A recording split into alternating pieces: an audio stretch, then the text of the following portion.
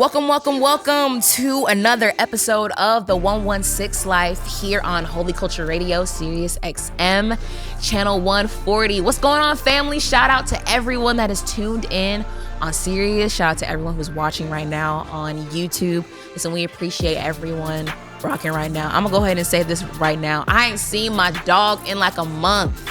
Ace, I miss you, dog. I know he's been holding it down, and y'all keep Ace and his family still in prayer. But I miss my Ace. I miss my Ace Boon Coon, as they would say. Listen, this is a great episode. I'm so excited because I had to convince our guest to be on, and I finally did. I was able to convince her. One thing about me, fun facts about me: 1, I love being a Christian. 2, I love being Black. And 3, I love being a woman. And with this month being Women's History Month, I really wanted to bring women on the show, talk about who they are. And also, I love bringing people to the forefront that you should know. And I love bringing people from the staff side here at Reach to the forefront because they're the reason to why they're a big part of how the 116 movement gets pushed out. And we have someone who is new on staff, and we're going to talk more about that. I had to convince her, like I was saying. She's finally here. We have Elsa Peterson on the show. Yeah, add those in. How are you, Elsa? I'm so good. Thank you so excited. Of course. Anything I'm so for happy you. You're here. Listen, let's go. Okay, so let's go ahead and talk. So many new things have happened in the past couple of months for you and things of that nature. Talk to us about the season of your life, season of life that you're in. I'm very go with the flow always. That might sound corny. But this season I'm just kind of adjusting, I guess, and going with the flow as I adjust. I recently moved. I live alone now. Probably shouldn't say it on the pod. But don't run up on Elsa because I don't play that. I promise you. No, I live with a big scary man. Right. No, I live alone now. I'm in a new apartment, a new part of town. I have a new job. I'm making new friends. Yes. And I feel like this season is just about adjusting and learning for me. I've never worked at a label before. I used to work in digital marketing, but now I'm marketing in general. Yeah. A lot of big picture moments. So I'm just going with it. Yeah. But I'm having so much fun. Yeah. How have you been? How are you adjusting to the newness of everything? Does it make you a little anxious? Are you excited about it? Where do you stand as far as the newness and the change of things? I mean, it's similar to how I feel right now on the pod. I'm so excited, but my when change happens or I do something new, my body feels nervous, but my brain is let's go. So excited. So yeah, when I was hired, I knew that I was meant to be here. I had a really deep feeling and I prayed about it a lot. So I knew that I was ready. And I felt good, but my body was kind of quivering. Yeah. So it was just a human reaction. I feel like that's normal though. You know what I'm saying? Sometimes we want to accept the new things, but our bodies, so we have to kind of there's that push through, push through that wrestle. So I totally resonate with that. So I want to fill everybody in. So first I want to give flowers and credit where credit is due to Joe Malone, who used to be here at Reach. I believe Joe was here for 6 years. And I remember when he was here as an intern, we had him here on the 116 Live. He was the digital operations manager or director. He was a marketing director. Yes, marketing director. And he's been here for a long time, producer of 116 Life. And Joe just had a change of career. And so therefore he told everyone here at Reach, told us here at 116 Life, and continued to move on from and finish his season here at Reach. And of course, when someone leaves, you got to fill a position. And Elsa is that new position here. So, and we're so excited. Got the chance to meet Elsa, and you were just so like you said, excited so and excited. Willing and things like that. How has it been adjusting to the position here? Taking on the role, being a part of a label, like you said, you've never been a part of that before. How has it been? How have you been settling into this position? Yeah, I would not feel as confident and excited if it weren't for Joe. Joe set me up for true success. He trained me. He gave me all the tools I needed. He would throw me advice even when I didn't ask for it, and I love that. And Dee too, the SVP of marketing. Shout out Dee. She also has just been incredible, setting me up for success. letting me ask a billion of the most random, intricate questions. But yeah, I really have to thank Joe for where I'm at now, how comfortable I feel now. I think I've only been working here for just like shy of 3 months, and we had that long break in December. But everyone has been amazing. Like this, I'm just having so much fun. I keep saying like, I'm having so much fun. But yeah, I miss Joe. Yeah, me too. It's not too late to come back. I know. Shout out to Joe. Joe was just someone who was just so thoughtful and intentional, and people just have no idea, just not even just him, but the big role that everybody behind the scenes plays like, when it comes to like rollouts and campaigns and things like that with the artists. So I want to know, so when it comes, was marketing something you always wanted to be into? Like, no, not at all. I think artist management is really where I thrive and like where I gravitate toward. But I feel like in order to be an artist manager or to work in artist management, you have to have digital marketing and just marketing under your belt. I feel like you can't succeed in that front. So when I was hired almost 3 years ago to work in digital marketing, I was like, all right, we'll rock with social media for a little bit. Yeah. Like, let's see how it goes. And it's it like was the easy way in. Yeah. It's interesting, and I do want to talk about like the difference in the roles that I've experienced because I used to work and everything a lot and just like it was just all on a platform. It wasn't like events or activations or like music videos, social shoots, stuff that really you get to bond with people in person. You get to make really dope stuff. It was all just like on a platform. And I was like, on a social platform. I was like, okay, I'll do this. I'll learn this. I'll make connections here. And it was amazing. I thank God so much for placing me in social media management and digital marketing. I would have never met my best friend. I would have never met a lot of people that I look up to today. And now working more in like general marketing and a lot of like project management, the nitty gritty planning of things, that's something that I feel like I'm naturally good at, but I'm so excited to get better at. It's just more real. Yeah. And I'm so grateful to be where I'm at. I'm so excited to like flourish in this role. I always, and this is like a common saying, but I don't want to be the smartest person in the room. I want to look up to people, and Dee is someone I look up to. Shan and Brian, my coworkers, I looked up to them a lot. So yeah, I feel like I'm doing well, but I have so much more to accomplish, which is great. No, I think you just have such a great eagerness about you, and even just being open to say that like, I know a lot, but I want to learn more. Yeah. I think there's something about that that's so humble, but yet so willing, you know, at the end of the day. Yeah. So I'm curious to like where did you study, or like where did you go to school? I went to the University of Florida and I studied PR and event management. So, and I was in a lot of like music industry clubs. Shout out Swamp Records. Because I'm gonna tell y'all something. So I was looking at Elsa's Instagram, right?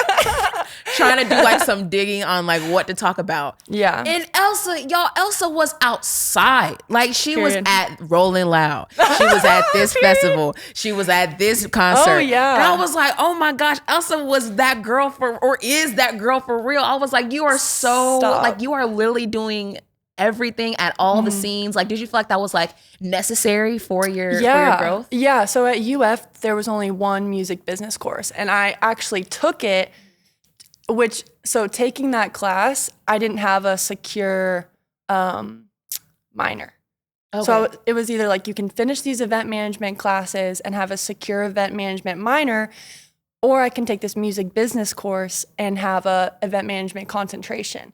I was like, oh, no brainer. I'm taking the music business course. Of course. So when I was involved at UF, there wasn't a lot of like music industry representation. There is some strong music industry representation, but it's not like a school that really focuses on that, because it's University of Florida. It's massive. But I did Swamp Records, which is a student-run record label. I did Gator Mike. which the founder of the club would bring in music industry execs like tour managers and artists and label reps, and they would speak to us and talk to us. So I got my little tidbit there. And I was like, I guess I can do music PR. Like, I'll try to do that when I graduate. But then I just kept searching for jobs and I ended up in digital marketing, but it was music. So I was like, okay, we're good. Now, I don't know if I would pivot toward PR and music. Never say never. Yeah. But I like where I'm at. But to your point, yeah, I was outside. Yeah. I still am outside. You got to meet people, especially being in Atlanta. I'm like, I have to do everything. Were you, the thought of meeting people and being outside, were you always open to that? I say that coming from someone who is naturally an introvert. Mm-hmm. And people always say, oh, I can't believe that. Well, believe it, America. I believe it. I'm not the type to, it's not that I don't want to be outside. It's like just meeting new people sometimes makes me anxious, you know? Yeah. So for me, I knew I had to like grow into networking, talking to people, meeting new people. Were you like that, or were you always someone like who wanted to meet new people, always good with talking? Like, was there anything? How was that for you? It depended on like who it was, but I knew if I didn't go up and meet this person or like push through the nervousness, because like if it was, I've met like label owners. I met like Tory Lane's old tour manager, and I was so, shout out Brian, he's actually amazing. Yeah. And like, I'm so glad I went up and spoke to him, but it depends who it is. If it's someone that I'm nervous to meet, I have to push through it and like go up to them or ask a question.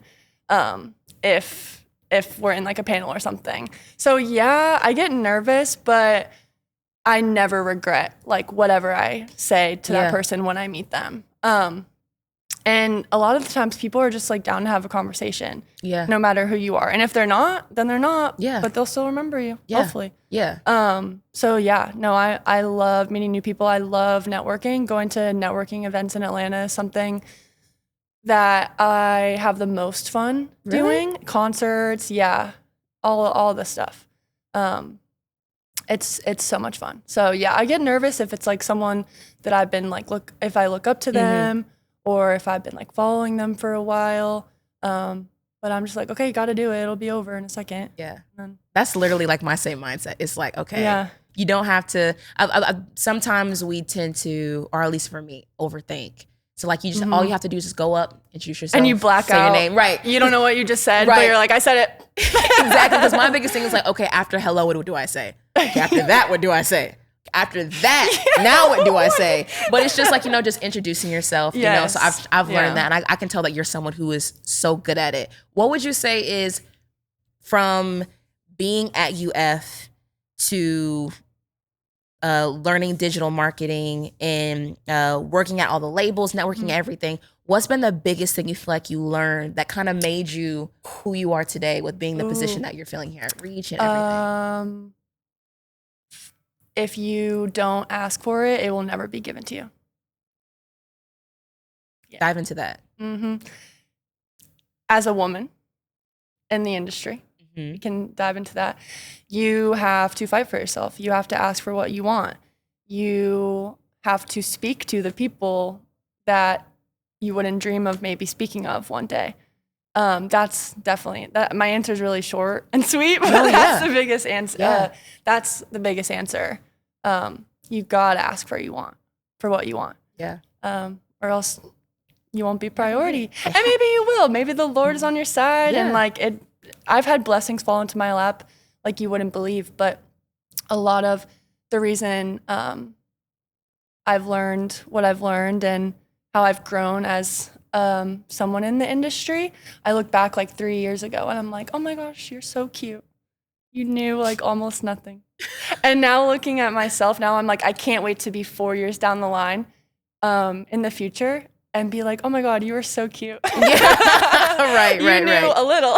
Yeah. So I just, And I think, I kind of forget what the question was, but I just want to say again, like, in this space too, like I feel like it's so important as a woman to be a jack of all trades, People have called me a sponge before because I literally want to learn and know every aspect of the industry. A&R, how to make a podcast or how to produce a podcast. Sitting in the recording studio and just learning how they do what they do. Sitting with artist managers, sitting with, now working at a label. I want to learn and do it all. Yeah. It's. That's so inspiring, Elsa. Like, it truly is. I'm not gonna lie to you. When we come back, we're gonna dive more into young Elsa, what her life was like. Oh God. Oh God. Well, who that made you into who you are, and then even faith. I just want to know. I know we talked about some things the other day about your faith journey, and I can't wait to dive into that. So don't go anywhere. It's the 116 Live here on Holy Culture Radio, Sirius XM Channel 140. Meah Evans and Elsa Peterson here. We'll be right back. And we're back here on the 116 Live here on Holy Culture Radio, Sirius XM Channel 140. Meah Evans checking in with our special guest, Elsa Peterson. Both of us are, you can't tell, but we're both rocking the OJ. I don't care what anyone says. Orange juice is better than apple. I don't care. I said it. That's tough.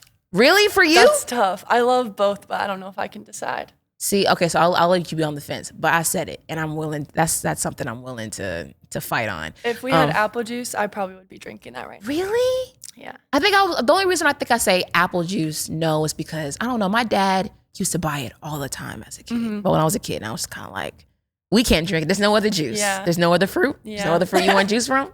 So, but yeah. So I want to talk about what life was like for you growing up. I'm curious to because you grew up in Florida.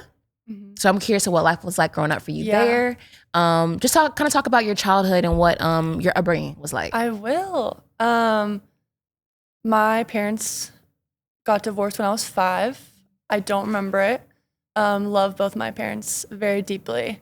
I'm kind of one of those people that don't remember a lot of their childhood, like their early days. I kind of remember like middle school a little bit and on. Yeah. But I did volleyball starting when I was 8. Oh my gosh, shut up. I did too. What position did you play? Well, guess. What, you were hitter? Yes. Oh yeah. Elsa, if I saw you on the court, I'd be like, oh, I'm not blocking her. Stop. No, I was middle and right side. Like, synonymously. But yeah, I started when I was 8. And I feel like that was just the core of my life. Like, really? Yes. Practice all the time. My high school was like very serious about it. We won states when I was a junior. Club was very serious. Like a lot of people were really pushing for me to play in college. Okay. And I was really insecure through that whole process. Because, and I've come to terms with this, actually last night I was like thinking about it. I played with girls who were like so much better than me, like worlds of difference, better than me. And yeah, I had strengths, I was good. I wasn't bad at all. But I feel like that always made me on edge because they were looked up to, and I was looked up to in a sense, but I always wanted to like measure up to them and like make sure I was on today. Yeah. Because I know they're going to be on today, but so I got to be on today too. And that was in high school and then in club. It was constant. We never got a break. High school club is serious. It's serious. Yes. Yes. The club that I went to like produced collegiate athletes, like popped them out all the time. Jeez. If you played at that club, you could play in college. Like no questions asked. Yeah. It was so much pressure. So I was always anxious because it was so much pressure. So that's what I remember as like when I was a kid. Yeah. And I was chilling. Like I was happy. Yeah. I was happy. But like it was just a lot for a teenager. And I started to resent it. I still remember the last day I ever played club volleyball. That was like one of the best days of my life. Why? Because it was done. I didn't have to do it ever again. I could go to college and be involved in volleyball if I wanted to. I was like, I'm not going to college for it. I'll do like, I did club, beach, volleyball, which was so much fun, so relaxed. I was like, this is what it should be like. Yeah. But yeah, like shout out to both my parents because they sacrificed so much of their time to make sure that I was at practice and I was and they were at their games. But yeah, it's kind of, I hope it doesn't sound like too tumultuous, because like my parents treated me amazing. My sister is amazing. I have a great family, but a lot of like what I remember is just being like on edge and anxious and like awaiting the game, awaiting practice. Like, how am I going to play today? If I play bad, like, what am I going to do? I have to do this ritual so I don't play bad. Yeah, kind of scary for someone who was like from 8 to 16. Yeah. Wild. Yeah, man. But Elsa. I'm fine. No. I relate to that so much. Mm-hmm. The volleyball, but even being anxious while playing. Because also volleyball, I don't care what anyone says, volleyball is such a great sport. I love watching volleyball. And so much fun. To me, it's also intense. To me, it is. It's just it's so intense. It really has you on the edge of your seat. Yeah. And when you're in the midst of that as a player, even at a young age, because you started when playing volleyball? 8. When you were 8. When you were 8 all the way until you said 16? 17. 16, like 17. That is, and then you were playing in school and doing club? Oh. It was like a rotation. Oh, so you were one of them. Mm-hmm. Yeah. How was it, how did you manage your anxiety when playing that you would have? That's a great question. I don't know. I wouldn't have any anxiety attacks or anything. It would just be like nervous. Like I would kind of shake. Mm-hmm. I'd have to like play. I'd have to like get comfortable in the game to be good, and like calm down. But I didn't know how to manage it. Yeah. I just kind of like, when the game would be over, no matter how I played, I'd be like, it's over. And that sucks, only because with something that you enjoy doing, you don't enjoy it because you're in your head. A lot of the time, yeah. But I will say this, some of the best memories from my kid were when we played volleyball. Yeah. Yeah. Like I loved the sport and I loved the friends that I made through it. I wish I felt a little less anxious during that time. But I like the intensity. That was one of my favorite parts. It's the best. Like, making a good play, diving and just for like the ball, literally screaming at the top of your lungs after. So much fun. So much fun. When it comes to because you were saying, I'm curious to know, were there any outlets for you growing up between that 8-year-old and 17-year-old period where it was like a release almost? Because I'm thinking you have volleyball where you loved, but kind of had like this mental weight on you. Like, was there any outlets that you had where you were like, oh, this makes me feel free, this makes me feel at Young peace? Life was that for me. Mm-hmm. I loved being a part of Young Life in high school. So what is Young Life? Young Life is an organization. Oh gosh, that's a loaded question because I don't know how to fully describe it. It's an organization, and they would do kind of like hangouts every Monday night at someone's house. And then there would be like a talk about scripture and God at the end of like the hangout. Okay. And you could be a part of small groups where you would meet up with like a group of girls and you would read the Bible, talk about what you're going through, how is God impacting what you're going through, etc. And you could also go away to like camps or retreats, and stay like a weekend in this cabin and worship, grow with others, like pray with others. That's like such a general way to describe it, and it was a long time ago, so I don't really remember. You explained it well. Yeah, but that was a huge release for me because I had a really great small group leader, Carly, and it grew me closer to my friends. And just like reading scripture and like at that time reading my Bible it brought me so much peace, and that really goes into like how I found God and how I like grew with him when I was a teenager, just how much peace he gave me, like praying, giving him my anxiety. Yeah. It was so peaceful. I don't know if I think I tried to do that during like my season of volleyball, but it wouldn't really, like I would be too anxious where I'd be like, okay, Lord, like, please take my anxiety. And then I'd open my eyes and I'd be like, I still feel the same. Yeah. No, but that's real. That's very honest. I can resonate. Like, have you taken it yet? Right. Because I still feel it. If you could give me an ETA on how long this anxiety is going to sit with me. Yeah. I still do that to this day. Yeah. I'll, like, if I'm anxious about something, or if I'm overthinking about something, I just pause and I'm like, okay, just give it to God. Like, just relieve my anxiety, and I feel so much like more at peace. Yeah. I hearing you talk about, I feel like I've never talked to anyone on the show about this, a topic of just, I know we've talked about like mental health and depression and things like that and suicidal ideation, but I feel like we've never talked about just like the anxiety. And so you saying that just has my wheels turning. So when you said so you feel like when young life, correct? That is what would you say deepens your relationship with God? Was that how you got introduced to faith? Yeah. No, I grew up Catholic. And I went to the best Catholic church, I would say, on the planet. Yeah. Like, I loved the priests there. They were so welcoming. I tell this to everyone when they ask about like how I grew up in my faith in my childhood. But on the outside of the doors to the Catholic Church, there was a banner, and it just said, "All are welcome."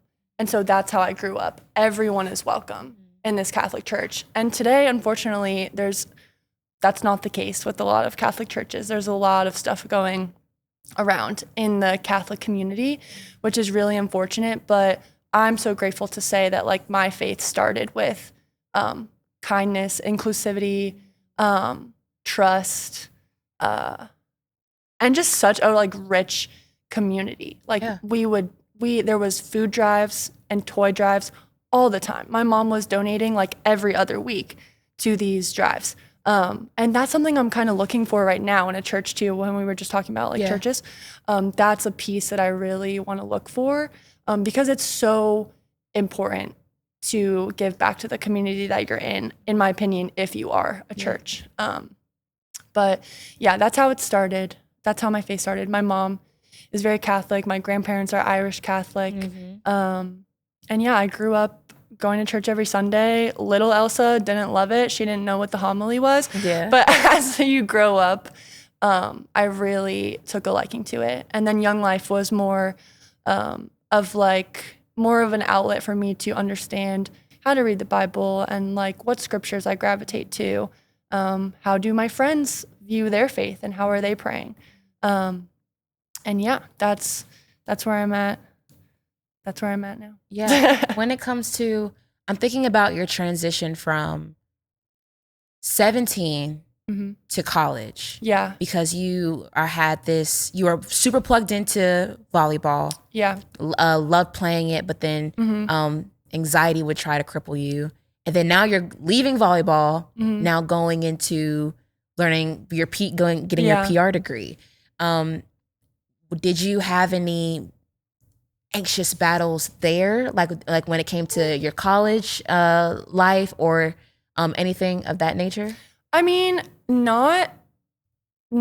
I had an amazing college experience. I was a Young Life leader for a while. So you could do Young Life in college too. Oh, that's fire. Yeah, I led middle schoolers for a little bit, and that was so much fun. It was so great. Middle schoolers are the best. Yes, and it was at like an underprivileged middle school too. So I really got to connect with a lot of kids that grew up different than I did, and I felt like that was really important to experience. But as far as anxiety goes, I mean, the classic kid would get anxious about like an exam. I had a few like really tough courses, but so much of my anxiety was relieved. I found like my best friends forever in college. So no, I was living it up. Yeah. We were having a good time. Was there a moment or when you were in Young Life and things like that, when you said that you kind of deepened your relationship with God, do you remember like, not maybe a specific moment, but what it was that made you see God differently or rely on him differently? Does that make sense? Yeah, that's such a good question. I don't know if there's a specific moment, but what I was going through in college was so much different than what I was going through when I was younger. I had more responsibilities. I had different friendships to evolve in. I was in a relationship in college. So I used God and trusted him in different outlets because I was going through different things. I would pray about my relationship. I would pray about my friends who were going through a lot of tough things. My dad went through a health scare in college, and that was a pivotal point of leaning on him.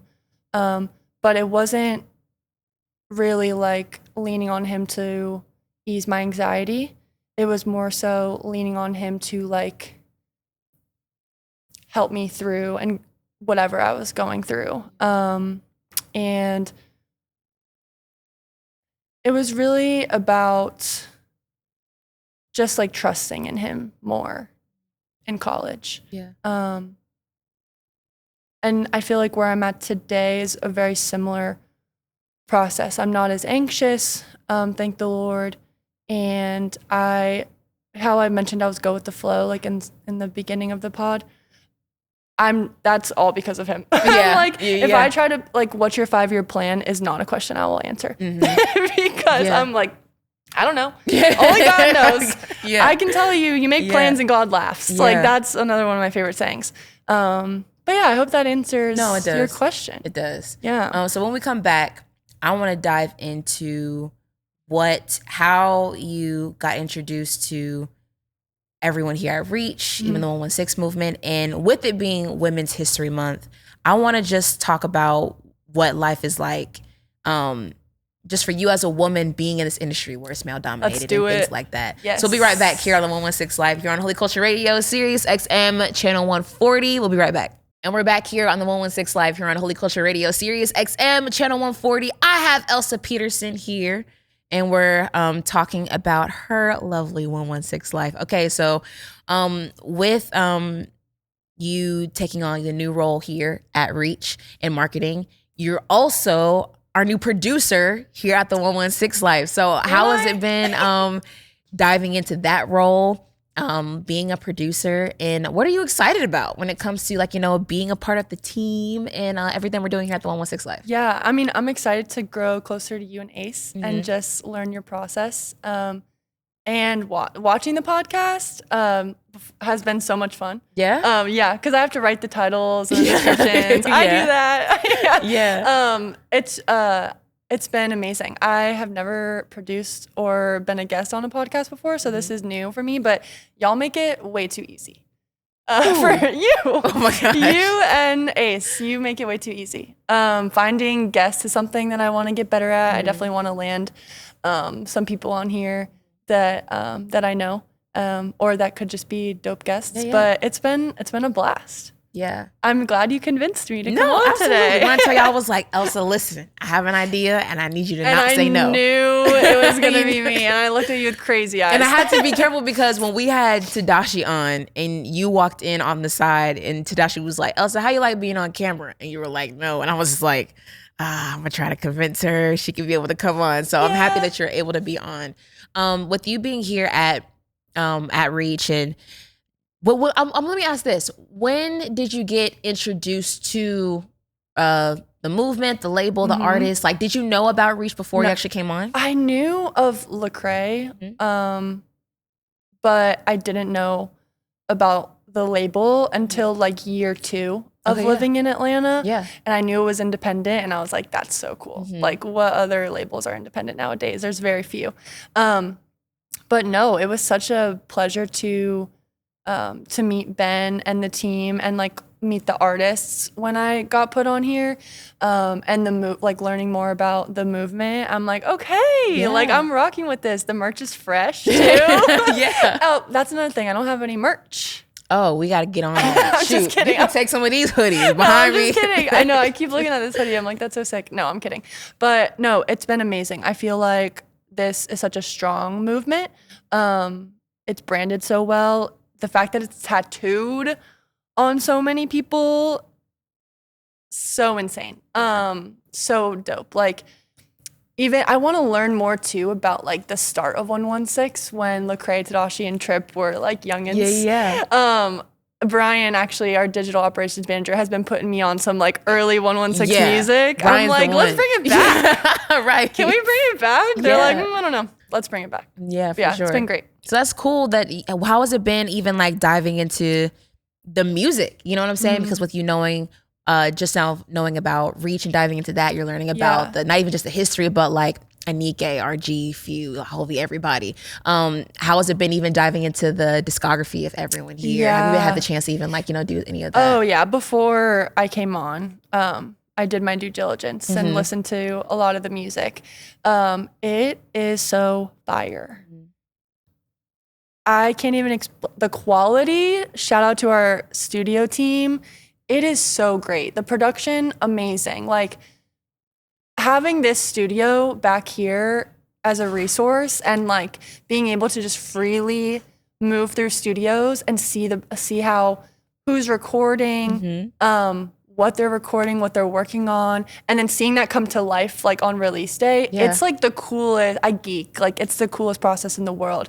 I've been bumping a lot of RG. Yeah. Siendo Cenas. Z99 dropped today. Go listen. And also, y'all, Elsa knows a lot of the stuff that's like coming down the pipeline that's not even out yet. So she can like, she really knows like even beyond like the old stuff, she know the new that's on the way. You can take this out if you need to. Lecrae has some things coming. I was telling him the other day, I was like, this is it. Yeah. You got like, this is it. It's such good music. Yeah. I used to work in a recording studio too in Orlando when I graduated college, in between when I was moving here. And that too was when I started geeking out on like how the music is made, like what is quality and what is not quality. And I trained my ear to have that, have those niches. And that was so much fun because it was just like regular old like Florida rappers coming through, but even like learning their process and being with them was like so fun to learn. And just like I still need to sit in a writing session here, so that's one of my goals. But I love the music so much. Yeah, it's so great. Shout out to Dashi too. He just dropped today. Yeah, Safe to Be Me with Jordan Sparks. Man, listen, such a good track. So many good songs. So many good songs. And I love that you're able to like go into the old, even like, enjoying the new things that are on the way. Yeah. Like I was saying earlier, it is Women's History Month. Shout out to every woman who is watching this. I want to just dive into that. I just really wanted to be, when Elsa was asking me who we wanted to have on the show, I was just like, I just want to talk to women, and I feel like you're just one of the great people who we're able to talk to and like highlight different things. Who are some women in your life that just inspire you? My mom, through and through. She grew my faith more than I feel like anyone has. She is an angel and a light. Everyone who meets my mom afterwards, they're like, I love your mom. Yeah. And I'm like, I know. She's the best. She's the best. She's so sweet. I love her so much. She's such a gem. And she's so strong in her faith. I look up to her in that way. She's stronger than me in a lot of ways with her faith. So that's been amazing to like be with her and grow up with her as a mom. And then this is like a woman in the industry, but Neelam Tadani, she used to be Jack Harlow's manager. When I'm a Jack Harlow like stan. Yeah. Old Jack Harlow, okay? Not OG. Nothing. OG. Like if you're watching, hit me up. But yeah, no, Neelam Tadani, she used to manage Jack Harlow. When I found Jack Harlow, I was like, who is his manager? It was a woman, and I was like, I need to learn more about her. She did like an interview, or it was a blog social media post, and she was speaking about her vision for artists and why she is an artist manager. And it was word for word my vision and like why I want to be in the music industry and help artists. Yeah. And manage artists, whether it's marketing, general managing, whatever. So she is someone, she's incredible. And I look up to her a lot, and I hope to meet her one day and tell her that in person. Any manager who's a woman, I'm just like, you're amazing. Because it's a male-dominated field, especially like managers. And it's such a strenuous job. You juggle so many things. And I feel like women are the best at juggling so many things. Oh, absolutely. You know? We are, there was an Olympic section for multitasking in the Olympics, women will win. Oh, yeah. Yeah. We would go head to head, Yeah, I feel absolutely. like. Oh my gosh. That's when people ask, like, one of my strengths, I say multitasking. No, because it's a skill. Not everybody can multitask. Yes, yeah. And women do that so well. So shout out to all the women artist managers in the game. You said something that I wanted to touch on you said, well, being a woman in the male dominated industry. Is there anything that you've had to learn to overcome or learn to embrace with being a woman in the music industry? Yeah, I think growing up, and we talked about volleyball a lot of constructive criticism, sometimes like in really harsh ways, maybe a little too constructive, came at me consistently.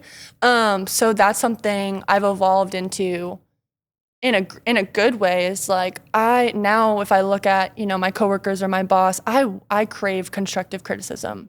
As a woman, don't micromanage me, please trust me. Yeah. But I want you to give me feedback that will make me better, because if you don't, I can't be better at my job. I can't be a better person. And that goes for like family and friends too. Like, please give me constructive criticism. Please give me your feelings about how I'm doing in your life and how I'm impacting your life. So yeah, that's something that I've evolved into and grown into in the music industry. And I think it's really important. I feel like sometimes in the music industry, a lot of people talk in circles and they don't address like the main problem. And as women, it can be scary to be in a room full of men and be like, this is the problem.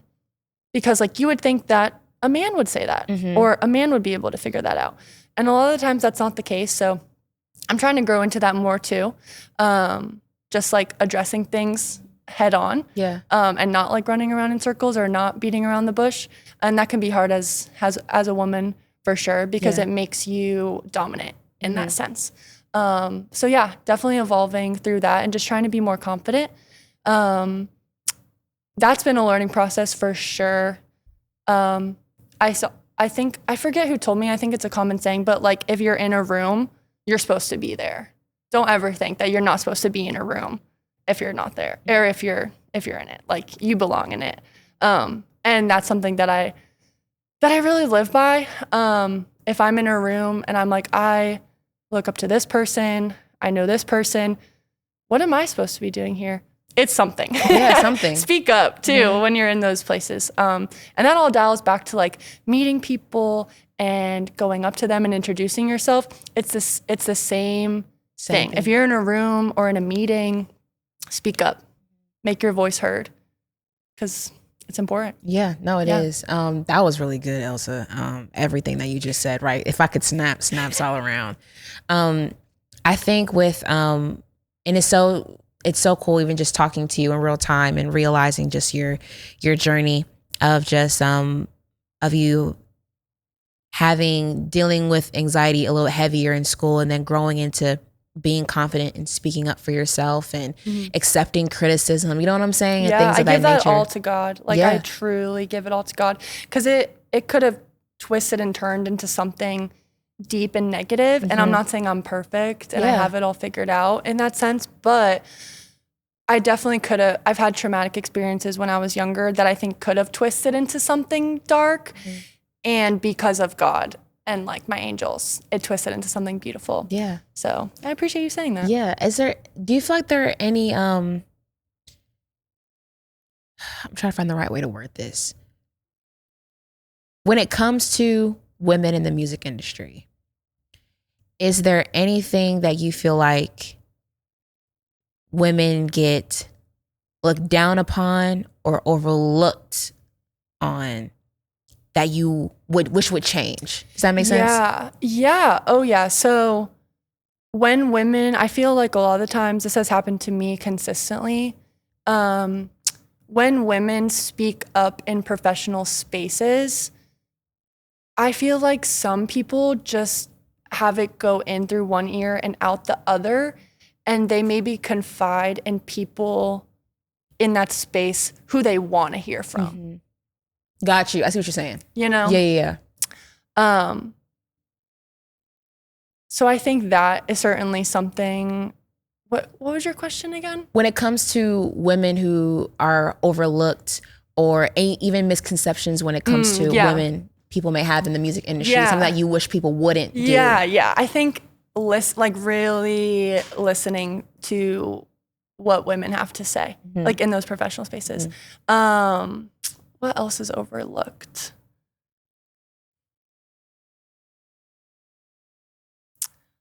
Ideas.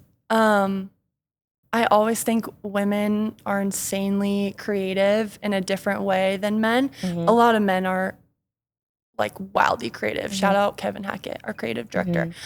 Definitely look up to him and his creative vision. But a lot of the ideas that I hear from like Dee or Shan too, they're so much more creative in a different way, and I want their ideas to always be taken seriously. And they are in this space.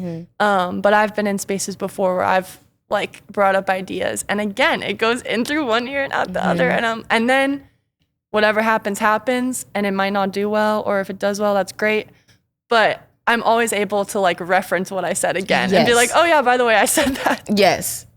Oh yeah, per my last email. Yes. Oh, per my last email, I will. Yes, as you should. Yeah.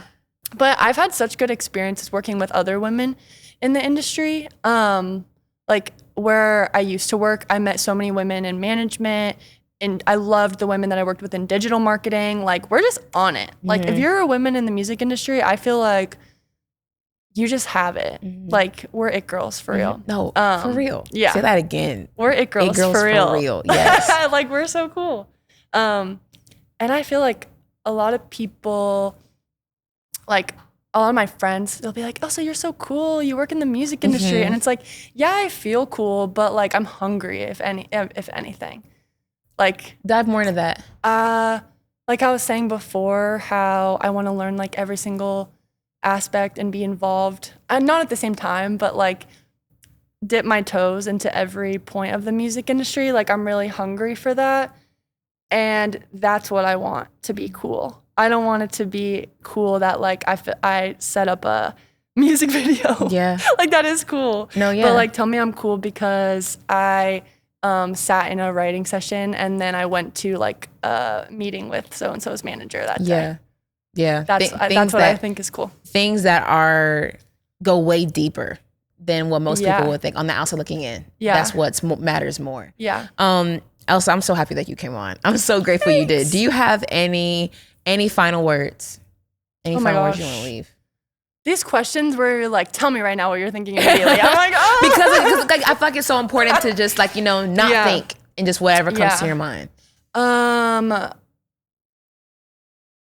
Whatever comes to my mind. I guess, thank you for having me. I'm so grateful to be here at Reach Records and on this podcast. And I cannot wait to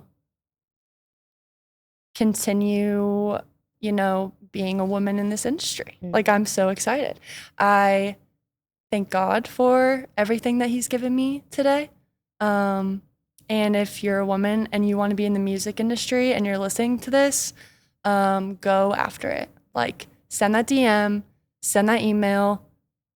If you want a cold call, send that cold call, leave a voicemail, go after it because it's so much fun bonding with women in this industry, especially those who are faithful and who can just trust the process. But yeah, I think those are my final words. Yes, that was so awesome, I'm Elsa. So nervous. No, don't say you're nervous now after you just did a whole 45-minute podcast. No, Elsa, thank you. Thank you so much for being here. I'm so grateful and I'm so excited to work with you and to see even all that you're going to, the marks you're going to make here at Reach. Yeah. And I hope that every person who wants to be in the music industry, a woman, or just anyone a part of the 116 community, just enjoyed listening to Elsa's life and everything she's come through and get excited about her being a part of this team and just everything that God's doing through her.